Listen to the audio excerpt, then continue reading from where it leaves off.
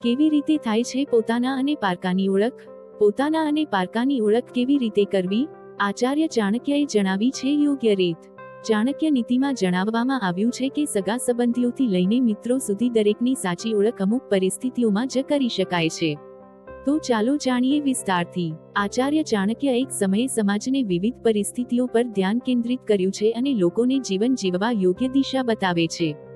આચાર્ય ચાણક્ય દ્વારા આપવામાં આવેલી નીતિઓ સગા સંબંધીઓથી લઈ બંધુઓ સુધી દરેકને ઓળખવા માટે સૂત્ર છે, જેમાં પોતાના અને પારકા વચ્ચે ફરક શીખવ્યો છે. તો ચાલો જાણીએ આચાર્ય ચાણક્ય પાસે પોતાના અને પારકાની ઓળખ કેવી રીતે કરવી. શ્લોક: જાન્યાત પ્રેષણ ભૃત્યાન બાંધવાન વ્યલનાગમે મિત્રં ચાપત્તિ કાલે તું ભાર્યા ચ વિભવક્ષે. અર્થ: સેવકની ઓળખ કોઈ અગત્યના કામમાં થાય છે, મિત્રોની ઓળખ પ્રતિકૂળ સમયે થાય છે અને પત્નીની ઓળખ ત્યારે થાય છે જ્યારે ધન નષ્ટ થઈ જાય. નોકરની પરખ: ચાણક્ય નીતિ અનુસાર સેવકનું સાચું પાત્ર ત્યારે સામે આવે છે જ્યારે તેને કોઈ મહત્વપૂર્ણ અને પડકારજનક કાર્ય સોંપવામાં આવે છે. આ તે સમય છે જ્યારે તેની પ્રામાણિકતા અને નિષ્ઠાનું ખરેખર મૂલ્યાંકન કરી શકાય છે. કારણ કે જ્યારે જવાબદારી આપવામાં આવે છે ત્યારે તેની કાર્યશૈલી અને ઈમાનદારી પણ જાણી શકાય છે. આપત્તિના સમયે સંબંધીઓ અને મિત્રોની કસોટી: ચાણક્ય અનુસાર જીવનમાં સંકટ આવે ત્યારે જ સંબંધીઓ અને મિત્રોને સાચા અર્થમાં ઓળખવામાં આવે છે.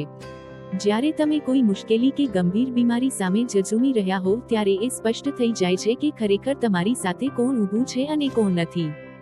સાચા સંબંધોની પ્રતિકૂળ સમયે જ ઓળખ થાય છે. ધનના અભાવમાં જ પત્નીના પ્રેમની કસોટી થાય છે. આચાર્ય ચાણક્યએ પત્નીઓને લઈને આ સલાહ આપી છે કે પત્નીની સાચી ઓળખ ત્યારે જ થાય છે જ્યારે વ્યક્તિ પાસે પૈસા ન હોય અથવા તેની સ્થિતિ બગડે.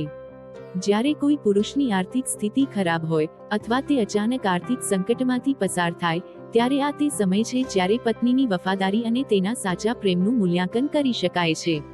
તો મિત્રો, તમને આ વિડીયો કેવો લાગ્યો જરૂરથી કમેન્ટ કરજો. જો સારો લાગ્યો હોય તો વિડીયોને લાઇક અને શેર કરજો અને અમારી ચેનલને સબસ્ક્રાઇબ કરજો. વિડીયો અંત સુધી જોવા બદલ ખૂબ ખૂબ આભાર. જય શ્રી કૃષ્ણ. રાધે રાધે.